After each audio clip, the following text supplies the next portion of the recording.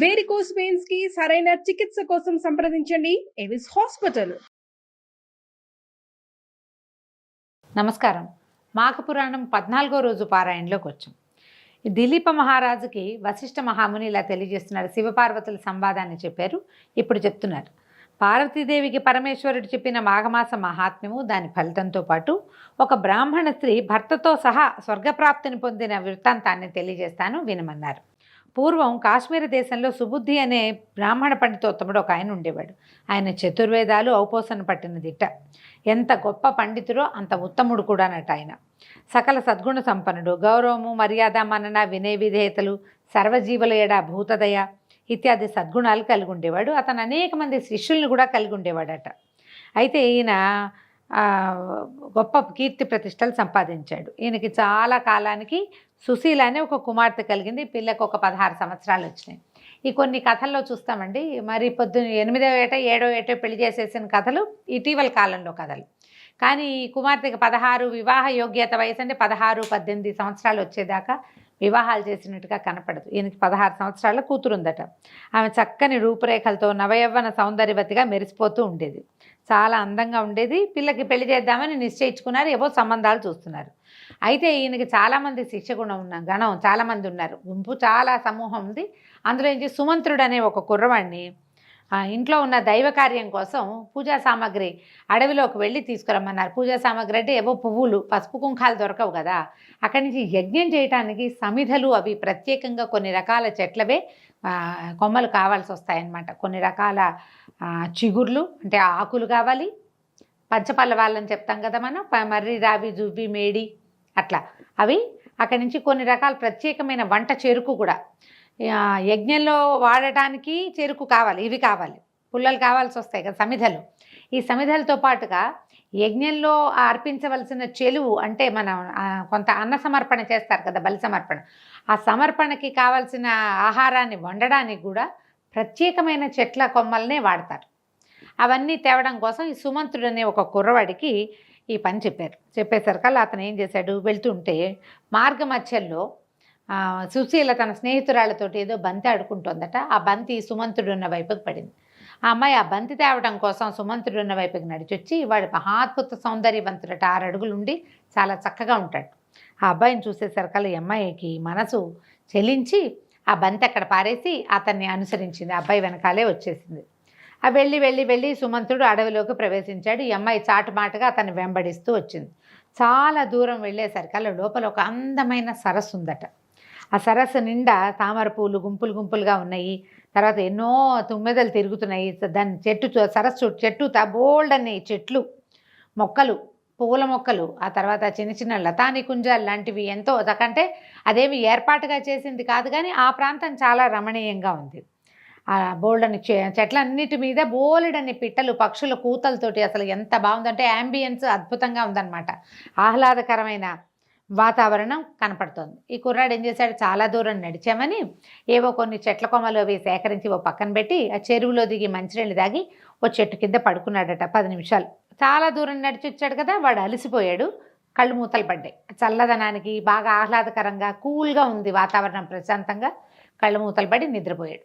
ఈ అమ్మాయి ఏం చేసింది, అతను పడుకున్నాక వచ్చి దగ్గర కూర్చుని ఏం చేసింది, పలకరించింది. నిద్రపోయేవాడిని లేవదీసింది. ఏం చెప్పిందంటే, నువ్వు ఎంతో నచ్చావు నాకు, నా మనసు వశం తప్పింది. సరే, మన ఇద్దరం కలిసి ఇక్కడ కొంత సమయం గడిపి ఇంటికి వెళ్దామని అడిగింది. అడిగేసరికల్లా అబ్బాయి తెల్లబోయి, ఇదేమిటి నువ్వు ఇలా మాట్లాడుతున్నావు, నువ్వు గురువుగారు అమ్మాయివి, సోదర సమానురాలివి, ఇట్లా చేయకూడదు మనము అంటే ఆ అమ్మాయి వల ఏడ్చేసింది. ఏడ్చి ఏమంది, నువ్వు నచ్చావు, మనసు చెప్పినట్టు ప్రవర్తించాలి మానవులు అన్నవాళ్ళు. ఎలాగైనా సరే నాతోటి ఇప్పుడు నువ్వు స్పెండ్ చేస్తేనే నువ్వు వెనక్కి వెళ్తావు, లేదా నువ్వు నన్ను ఏదైనా చేసావని బెదిరిస్తుంది అని చెప్తాను మా నాన్నకని బెదిరించింది కూడా. ఆ అబ్బాయి కూడా వాతావరణం చల్లగా ఉంది, అక్కడ ఎవ్వరూ లేరు, ప్రశాంతంగా ఉంది. తన పిల్ల మీద పడి అడుగుతోందని మెల్లిగా ఆమెకి ఒళ్ళొంగిపోయాడు. చాలాసేపటి దాకా ఆ కుర్రవాడు, ఈ అమ్మాయి రాయో గురువుగారి కూతురు కొన్ని గంటల పాటు ఇక్కడ ఏకాంతంగా గడిపి తర్వాత చెరువులో కాళ్ళు కడుక్కుని మంచిని దాగి ఎవరి దారిని వాళ్ళు తెలియనట్టుగా ఎవరికి కావాల్సిన వాళ్ళ అమ్మాయి పువ్వులు కోసేసుకుంది, ఓణి నిండా ఇన్ని పువ్వులు ఒళ్ళో పువ్వులు నింపుకునే అమ్మాయి, తర్వాత కట్టెల మోపులు, తర్వాత ఏమో కొన్ని పంచపల్లవాలు అవి ఏరుకుని ఆ అబ్బాయి నిశ్శబ్దంగా చీకటి పడే వేళకి ఆశ్రమానికి చేరుకున్నారు. కామ్గా ఉండిపోయారు. గురువుగారు కూడా అయ్యో పిల్ల పొద్దుననగా ఎండలో వెళ్ళింది, అడవిలోకి వెళ్ళింది అన్నారు, పువ్వుల కోసం వెళ్ళింది కాబోలు, నీ బాగా అలసిపోయావమ్మా, రెస్ట్ తీసుకో, ఏదైనా తిను, ఎందుకు ఆ ఎండలో నడిచెళ్ళి మొహం వాడిపోయింది చూడని తండ్రి తన సహజమైన పితృప్రేమతో కూతురు ఏం వెలగబెట్టి వచ్చిందో ఆయనకి పాపం తెలియదు కదా, ఆ అమ్మాయిని ఏదో ఇది చేసి ముద్దు చేసి భోజనం అది పెట్టించి పడుకోమ్మా రెస్ట్ తీసుకుంటే ఆ పూట ఈ అమ్మాయి చేసినటువంటి ప్రణయ కలాపం వల్ల వచ్చిన అలసటతోటి హాయిగా నిద్రపోయింది. నిశ్శబ్దంగా ఊరుకున్నారు. కోరిక తీరిపోయాక ఇంకా వాళ్ళిద్దరూ ఒకళ్ళతో ఒకళ్ళు మాట్లాడుకోలేదు. కొంతకాలం గడిచాక సుశీలకి వివాహం చేశారట. కాకపోతే వీళ్ళు అనుకుంటున్నారు, వాడికి తెలుసు సుమంతుడికి ఇది తప్పు చేశాం మనమని అనిపించింది, ఈ పిల్లకి తను తప్పు చేశానని ఏమీ అనిపించలే, ఎవరికైనా తెలుస్తుందేమోనని చూసింది, ఎవరికీ తెలియలేదు, ఈ గుట్టు చప్పుడు కాకుండా ఊరుకుందనమాట. సరే క్రమంగా ఏమైంది, పిల్లకి పెళ్లి చేశారు. పెళ్లి చేసేసరికల్లా వివాహం వైభవంగా జరిపారట. అత్తవారింట్లో అడుగుపెట్టింది సుశీల. కొద్ది రోజులకే భర్త మరణించేసరికల్లా ఏం చెయ్యాలో తెలియలే. భర్త శవం మీద పడి బోర్మని పిలిపించింది. వెంటనే కబురు చేశారు. గురుగారి సుబుద్ధి అనే గురువుగారు కూడా పరిగెత్తుకుంటూ వెళ్ళారు. అయ్యో భగవంతుడా, నా కూతురికి ఇంకా కాళ్ళపారాన్ని కూడా ఆరలేదు, అప్పుడే వైధవ్యాన్ని కలిగించావు, ఇక సంసార సుఖం అనేది లేకుండా చేసావు, దీని శేష జీవితం ఎట్లా గడుస్తుంది, ఇంత చిన్నతనంలో విధవరాలైన నా కూతురుని చూస్తే అమంగళం అని భావిస్తారు కదా, ఎవరైనా విధవరాలు ఎదురొస్తే పనికిరాదు. ఈ కాలంలో వెళ్ళేదిగా ఇదివరకు కొంచెం హెచ్చుగా ఉండేది ఈ బాధ. ఏ శుభకార్యాలకి పనికి రాకుండా పోయింది, దీనికి ఇంతటి దుస్థితి కర్మ ఎందుకు వచ్చింది, దీని కర్మ ఎందుకు ఇలా కాలిపోయింది, ఇలాంటి రాత ఎందుకు రాసావని దీనాతి దీనంగా విలపిస్తున్నట్టు ఆయన నెత్తి మీద చేతులు పెట్టుకుని ఏడుస్తుంటే ఈ దీనాలాపాలు వింటున్నటువంటి అటు పోతున్న ఒక సిద్ధుడు ఒక ఆయన దగ్గరకు వచ్చాడు. శవం మీద పడి బోరును విలిపిస్తున్న చోటికి కూడా వచ్చి ఈ అమ్మాయిని చూశాడు. చూశాక ఈయన అడిగాడయ్యా, ఎందుకంటే ఇంత వలవల ఏడుస్తున్నారు, పుట్టిన ప్రతి వాళ్ళు గిట్టక మానరు, మరణం మానవుడికి సహజమే కదా, ఇంత తీవ్రంగా దుఃఖపడుతున్నారు ఎందుకండి అని ఈ సుబుద్ధిగా గురువు గారిని ఆ వచ్చిన సిద్ధుడు అడిగాడు. అప్పుడు సుబుద్ధి ఏమన్నారంటే, మీరు సర్వజ్ఞుల్లా ఉన్నారు స్వామి, మిమ్మల్ని చూసేసరికి నా బాధ తీరింది, ఇవి నా కుమార్తె, ఆమె మరణించిన వాడు ఆమె మొగుడు, నాకు అల్లుడు, నాకేమో కూతురు ఒక్కతే సంతానము, ఇంత చిన్న వయసు 20 ఏళ్ళైనా లేకుండానే నా పిల్లకి వచ్చినటువంటి వైధవ్యాన్ని తలుచుకొని దుఃఖిస్తున్నాను, నాకు హృదయం తరుక్కుపోతుంది, గుండెలు తరుక్కుపోతున్నాయి, మనం చెప్తాం కదా ఇదే మాట, ఇక్కడ శేష జీవితం ఈ పిల్లకి ఎట్లా గడుస్తుందో అనే దిగులతో దుఃఖిస్తున్నాను, ఈమెకి దుస్థితి ఎందుకు కలిగిందో, ఈమె పూర్వజన్మ వృత్తాంతం ఎట్లాంటిదో మీకు తెలిస్తే సెలవు ఇవ్వండి అని పరిపరి విధాలుగా ఆయన్ని అడిగాడట. అడిగితే ఈ సర్వజ్ఞాని అయిన సిద్ధుడు ఈ సుశీల మొహాన్ని చూసి కాసేపు ఆలోచించి దివ్య దృష్టితోటి జరిగిందంతా తెలుసుకున్నాడు. ఈయనకేం చెప్పాడంటే, ఓ బ్రాహ్మణ, నీ కుమార్తె పూర్వజన్మలో ఒక క్షత్రియ యువతి, ఆమె తన జన్మలో మిక్కిలి కామాంధురాలై భర్త ఉన్నను పరపురుషులతోటి తిరిగేది. ఆమె భర్తకి ఈ విషయం తెలిసి కఠినంగా వ్యవహరించి అదుపాజ్ఞలతో ఉంచాడు. అయితే ఈమెకి ఇతర స్నేహితులు ఉండటం వల్ల వారితో కలిసి కుట్ర పన్ని అర్ధరాత్రి తన భర్త నిద్రలో ఉండగా కత్తితో పొడిచి చంపింది. అతను విల్లవిల్ల తన్నుకొని మరణించాడు. కత్తితో పడవటం వల్ల ఆ ప్రదేశం అంతా రక్తసిక్తం అయిపోయింది. పొడి చేసింది కానీ అంత నెత్తురు చూసేసరికల్లా ఆ భయానక దృశ్యాన్ని చూసి భయపడి తను కూడా అదే కత్తితో పొడుచుకొని మరణించింది. అంతటి ఘోరహంతకురాలైన ఈమె నీ ఇంటి కుమార్తెగా జన్మించింది. గత జన్మలో ఆమె చేసిన దోషం వల్లే నీ అల్లుడు అసువులు కోల్పోయాడు, ఆమె చేసిన ఘోర హత్యాపాతకం వల్లే ఈ వైధవ్యం సంభవించిందని చెప్పేసరికల్లా ఈయన అడిగాడనమాట, అంత హత్యాపాతకం చేసి ఉంటే సద్బ్రాహ్మణుడి ఇంట్లో, అందులోనూ నా కుమార్తెగా నా దగ్గర ఎంతోమంది విద్యార్థులు చదువుకుంటారు, నేనేమో చతుర్వేద పారాయణం చేయగలిగిన వాడిని, మా ఇంట్లో ఎలా పుట్టింది ఈ అమ్మాయి అని అడిగేసరికల్లా సిద్ధుడు చెప్పాడు, చాలా కాలం అంటే దాదాపుగా 14 జన్మల క్రితమట. అప్పుడు ఒక మాఘమాసంలో సూర్యుడు మకర రాశిలో ఉండగా కొంతమంది బ్రాహ్మణ స్త్రీలు యమునా నదీ తీరంలో స్నానం చేసి గౌరీదేవి వ్రతం చేసుకుంటున్నారు, భక్తి శ్రద్ధలతో పూజ చేశారు. ఆ గౌరీదేవి వ్రతం చేసిన స్త్రీలలో నీ కుమార్తె కూడా ఉంది. ఆనాడు మాఘంలో యమునా నది స్నానము, గౌరీదేవి వ్రతాన్ని చేసిన పుణ్యం వల్ల ఆమె ఒక సద్బ్రాహ్మణుల ఇంట్లో జన్మించింది. అయినా ఏం ప్రయోజనము, ఈమెకి కింద జన్మలో ఉన్నటువంటి కామాగ్నితో రగిలిపోయే గుణం వల్ల ఈమె ఏం చేస్తుంటే మీ శిష్యుడైన సుమంత్రుడితోటి తన కామతృష్ణని రహస్యంగా తీర్చుకుంది. వివాహాత్ పూర్వమే ఈమె కన్య కాదు, కానీ కన్యాదానం చేయబడింది. అందువల్ల అది కూడా పాపం, ఆ పాపం వల్ల ఇలా చిన్న వయసులోనే వివాహమైన 2-3 నెలలకే వైధవ్యం వచ్చింది. మాఘమాస పుణ్యఫలం వల్ల మీ ఇంట్లో పుట్టినా కూడా తను ఇప్పుడు చేసినటువంటి ఘోర పాపం వల్ల భర్త చనిపోయాడు, ఇలాంటి స్థితి వచ్చిందని చెప్పి చెప్పేసరికల్లా ఇంక నువ్వు దుఃఖించద్దు, ఈ జన్మలో మనతో మన వాళ్లకు అకాల మరణము, ఏదైనా విపరీతమైన అనారోగ్యము, ప్రమాదాలు సంభవించాయంటే అది పూర్వజన్మ పాప ఫలితమైనా కావాలి, లేదా ఈ జన్మలో మనం ఎవరికీ తెలియదు అనుకుని చేసినటువంటి పాపాలైనా అయి ఉండాలి.